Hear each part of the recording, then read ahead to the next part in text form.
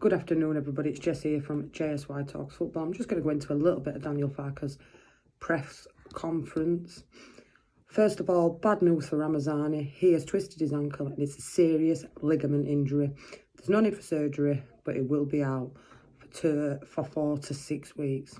Best case end of November, could last till December, depending on his rehab. Absolutely gutted for him, to be quite honest with you, because he started really well. He scored a great goal on Tuesday evening. But unfortunately, Ramazani is injured and he will be out between 4 to 6 weeks. The referee appointment, James Linkington, will be the man in the middle for the Bristol City clash.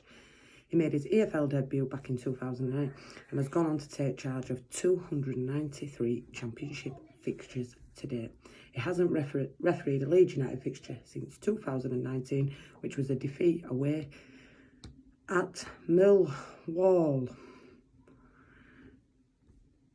His new signing that is brought in is eligible for tomorrow. After not training for several months, he cannot be there with 100%, but he's very professional, spent a few days with us training already. He did not want to waste money or spend a fortune, had to be patient. Not important, he plays many minutes right now. Important is he is there as an additional option, good for the mood and numbers in the squad. He was asked why he wasn't snapped up. He says he has a proper CV. There's always something about a player when they don't have a club in October. The other thing you could point to would be his age. He is 34. He is also a proud player. Many options in the past, but he could afford to be picky.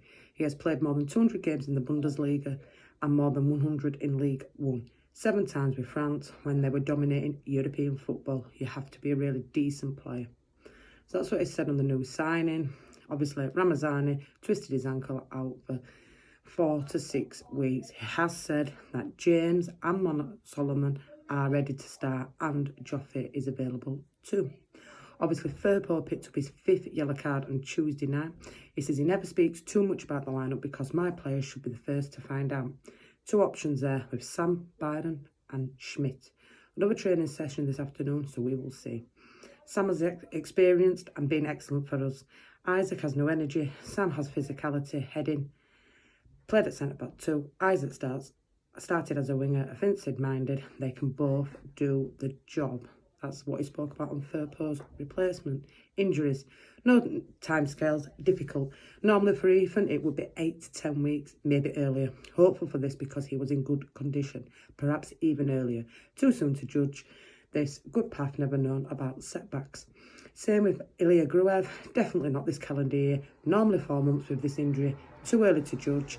Max mentioned ahead of schedule there is a chance he gets back into team training and we'll see if available before the next break. Expected him after the next break, but he could be the last weeks when he gets back. He talked about the impressions of the top of the table. You never know how many points you will need. Win as many as possible. Spoken about this several times. Every game is important. The start of the season need to bring a good position. Table made from November to March. Crucial in this need a 2-point average and we are there. I'm not addicted to the table, of course. It's nice to be top after a game, but the most important topic is the tally. We must deliver on our performances. Talked about fringe players. Of course, more experienced players get this, but this is how pro football works. When you do not get the minutes you want, you need to stay positive and prepared. Not easy to grab the chance, have to take it, grab it and stay positive. The best example is our midfielders. Ayo and Joe, after joining, had to wait, but now everyone is signing their names and praising them. If you are professional, you have to be prepared. When the sun is not shining, good lesson for everybody in the squad. That's his thoughts on fringe players. He also spoke about Archie Gray coming back on loan in January. I have heard rumours that he could leave Tottenham on loan. He says, my rule, I do not speak about players under contract elsewhere. I have spoken so much about Archie in the past, reluctant to comment on him. Our fingers are crossed for his whole career. If you want a recommendation, he has my phone number. Keep it private. What I would recommend, but in general, it's a big challenge when you go to the top 6 club at the Premier League level. Always lots of competition. Top-class players in these positions, players sign for incredible money and want to play. A squad of 30 players and just 11 can start. I did not expect an 18-year-old to come from the second tier and take the top 6 by storm. Fingers crossed for Archie and his brother Harry. It spoke about a mix of nationalities, challenging or balancing cultures. Football can be a role model for our society. Not too complicated. We should live together nicely with different passports. Not important. Key to being successful is proper relationships together and spirits.